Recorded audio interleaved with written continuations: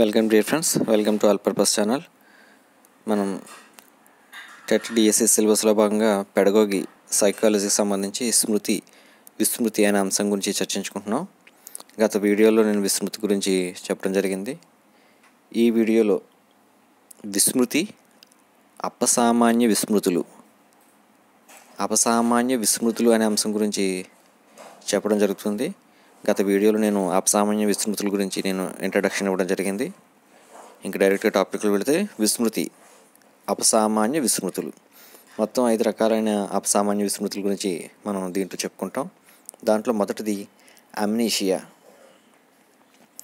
Amnesia అంటే స్మృతి నాశనం. అంటే మన బ్రెయిన్లో ఉన్నటువంటి స్మృతి మొత్తం నాశనం అయిపోవటాన్ని అమ్నీషియా అంటారు. స్మృతి మాత్రమే నాశనం అవుతుంది.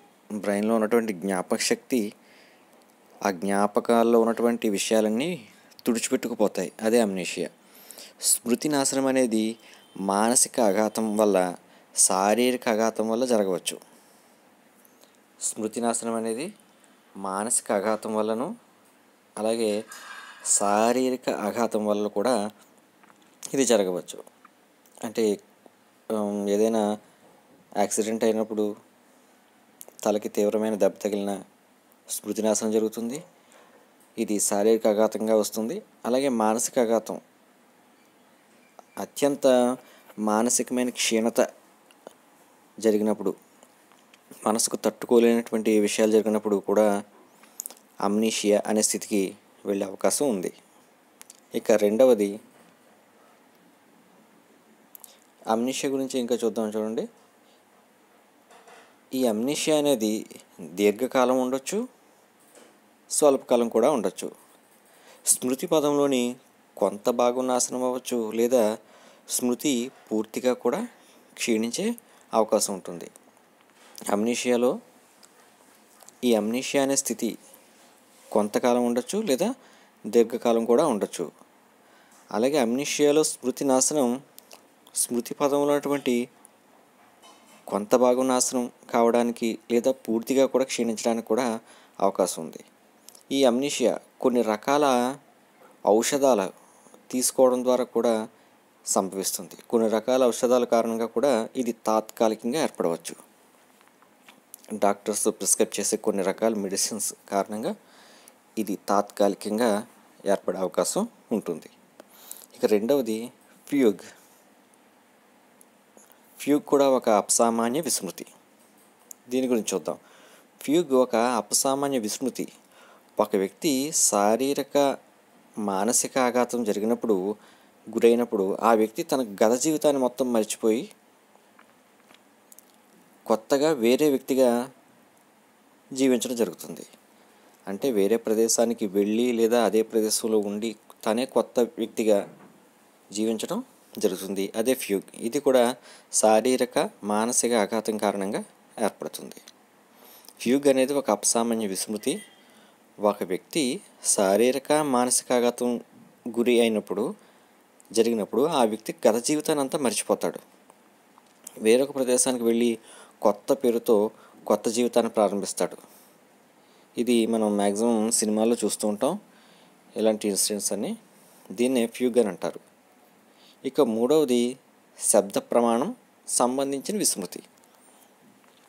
శబ్ద ప్రమాణాన్ని టెస్టిమోనీ అంటారు.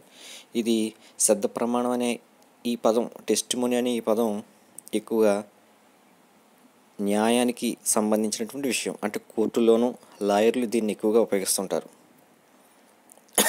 చూద్దాం. శబ్ద ప్రమాణం, టెస్టిమోనీ.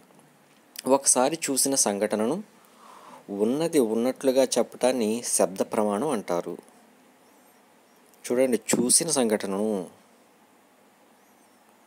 మనం ఏదైనా ఒక సందర్భంలో మనం చూసిన సంఘటనను ఉన్నది ఉన్నట్లుగా యథాతథంగా చెప్పడాన్ని శబ్ద ప్రమాణం అంటారు. కొన్ని సందర్భాల్లో ఈ శబ్ద ప్రమాణంలో పరిస్థితుల వల్ల మార్పు రావచ్చు. అంటే శబ్ద ప్రమాణంలో పరిస్థితుల వల్ల మార్పు రావచ్చు. మనం చూసినటువంటి విషయాన్ని చెప్పే సందర్భంలో అక్కడున్న పరిస్థితుల కారణంగా మనం చెప్పే విషయంలో మార్పు రావడానికి అవకాశం ఉంది.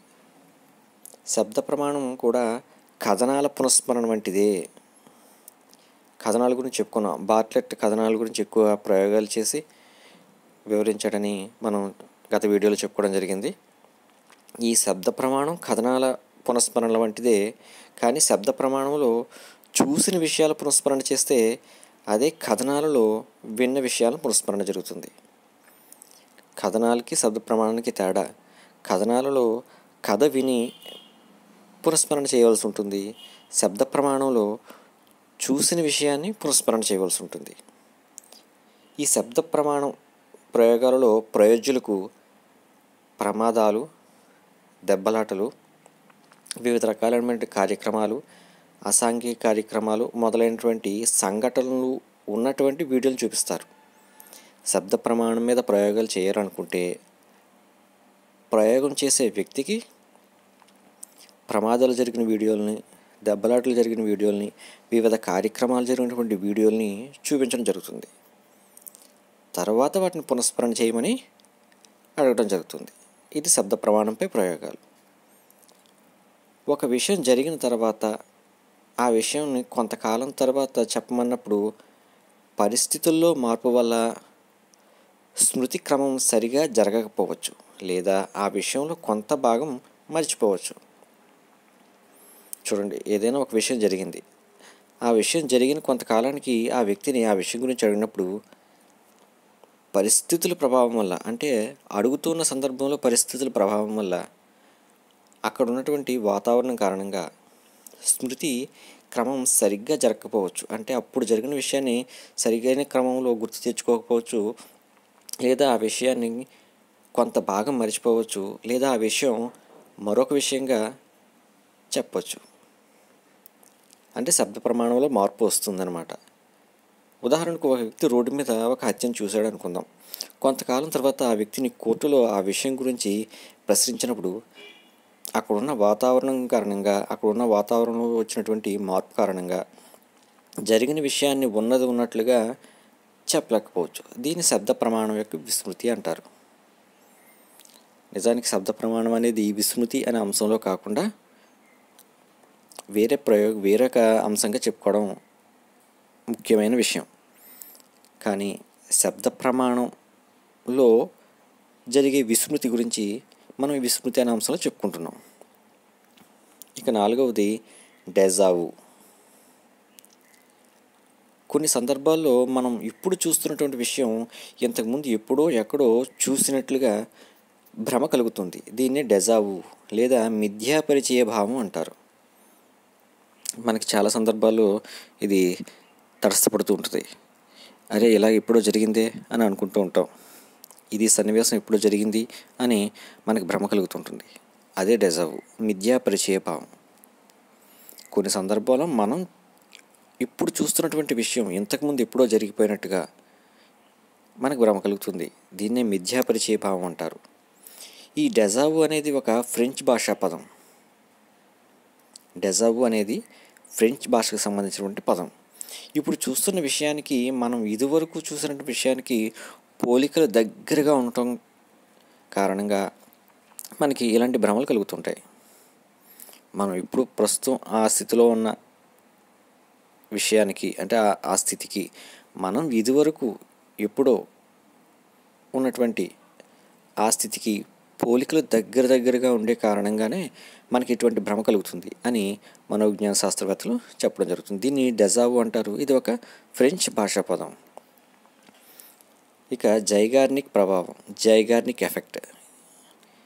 దీన్ని కూడా మనం ఒక సెపరేట్ విషయంగానే పరిగణించాలి, కానీ విస్మృతిలో భాగంగా చెప్పుకుంటున్నాం. Zeigarnik effect. జైగార్నిక్ ఒక రష్యన్ మనోవిజ్ఞాన శాస్త్రజ్ఞురాలు. జైగార్నిక్ ఒక రష్యన్ మనోవిజ్ఞాన శాస్త్రజ్ఞురాలు. ఈమె చేసిన ప్రయోగాల ఫలితంగా సగంలో ఆపేసిన పనులు పూర్తిగా నేర్చుకున్న పనుల కంటే బాగా గుర్తుంటాయి. అంటే పూర్తిగా చేసేసిన పనులు మనం విస్మృతి చెందుతుంటాం.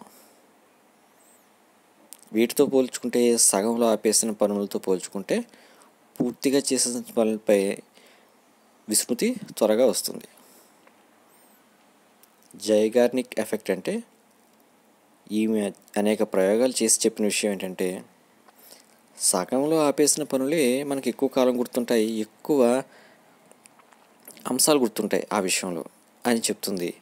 ఈ ప్రక్రియనే జైగార్నిక్ ప్రభావం లేదా జైగార్నిక్ ఎఫెక్ట్ అని అంటారు.